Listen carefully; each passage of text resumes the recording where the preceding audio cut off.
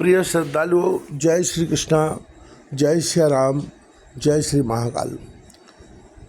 भरद्वाज मुनि याज्ञवल्क्य जी से प्रयागराज में पूछते हैं कि ये राम जी महाराज कौन हैं जिनका राम नाम का जप, जिनके नाम का जप भगवान भोलेनाथ काशी में किया करते हैं और काशी में जीवों को मुक्ति प्रदान होती है। इसी प्रश्न का उत्तर देते हुए तुलसी बाबा याज्ञवल्क्य जी महाराज की ओर से चौपाई लिखते हैं।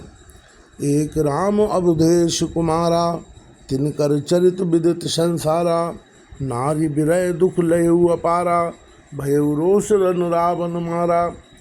एक राम तो अवधेश नरेश दशरथ जी के कुमार हैं। उनका चरित्र सारा संसार जानता है। उन्होंने स्त्री के विरह में अपार दुख उठाया और क्रोध आने पर युद्ध में रावण को मार डाला। प्रभु सोई राम की अपर को जाह जपत त्रिपुरार, सत्यधाम सर्वज्ञ तुम कहो विवेक विचार। हे प्रभु, वही राम हैं या और कोई दूसरे हैं जिनको शिवजी जपते हैं। आप सत्य के धाम हैं और सब कुछ जानते हैं, ज्ञान विचार कर कहिए। जैसे मिटे मोर भ्रम भारी, कहूँ सुकथा नाथ विस्तारी, जाग बलिक बोले मुस्काई, तुम्हें विदित रघुपति प्रभुताई। हे नाथ, जिस प्रकार से मेरा यह भारी भ्रम मिट जाए, आप वही कथा विस्तार पूर्वक कहिए। इस पर याज्ञवल्क्य जी मुस्कुरा कर बोले, श्री रघुनाथ जी की प्रभुता को तुम जानते हो। राम भगत तुम मन क्रम बानी, चतुराई तुम्हार में जानी। चाहूँ सुने राम गुण गूढ़ा, कीनऊ प्रश्न मनऊ अति मूढ़ा। तुम मन वचन और कर्म से श्री राम जी के भक्त हो। तुम्हारी चतुराई को मैं जान गया। तुम राम जी के रहस्यमय गुणों को सुनना चाहते हो, इसी से तुमने ऐसा प्रश्न किया है, मानो बड़े ही मूढ़ हो। तात सुनो सादर मन लाई, कहूँ राम कह कथा सुहाई। महामोह मह शेष विशाला, राम कथा कालिका कराला। हे तात, तुम आदरपूर्वक मन लगाकर सुनो। मैं श्री राम जी की सुंदर कथा कहता हूँ। बड़ा भारी अज्ञान विशाल महिषासुर है और श्री राम जी की कथा उसे नष्ट कर देने वाली भयंकर काली जी है। राम कथा शशि किरण समाना, संत चकोर करें जह पाना। ऐसे ही संशय कीन भवानी, महादेव तब कहा बखानी। श्री राम जी की कथा चंद्रमा की किरणों के समान है, जिसे संत रूपी चकोर सदा पान करते हैं। ऐसे ही संदेह पार्वती जी ने किया था, तब महादेव जी ने विस्तार से उसका उत्तर दिया था। कहूँ सुमति अनुहार अब, उमा शम्मु संवाद। भयो समय जय हेतु जय, सुन मुनि मिटे विषाद। अब मैं अपनी बुद्धि के अनुसार वही उमा और शिव जी का संवाद कहता हूँ। वह जिस समय और जिस हेतु से हुआ उसे हे मुनि तुम सुनो, तुम्हारा विषाद मिट जाएगा। एक बार त्रेता जुग माही, शम्भु गए कुंभज ऋषि पाही। संग सती जग जननी भवानी, पूजे ऋषि अखिलेश्वर जानी। एक बार त्रेता युग में शिव जी अगस्त ऋषि के पास गए। उनके साथ जगत जननी भवानी सती हुई थी। ऋषि ने संपूर्ण जगत के ईश्वर जानकर उनका पूजन किया। राम कथा मुनि बर्ज बखानी, सुनी महेश परम सुख मानी। ऋषि पूछी हर भगत सुहाई, कही शंभु अधिकारी पाई। मुनि बर अगस्त जी ने राम कथा विस्तार से कही, जिसको महेश्वर ने परम सुख मानकर सुना।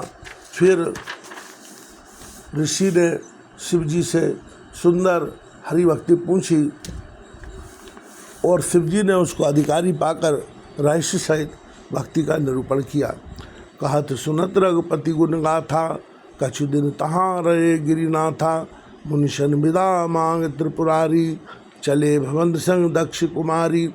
श्री रघुनाथ जी के गुणों की कथा कहते सुनते कुछ दिनों तक शिव जी वहाँ रहे।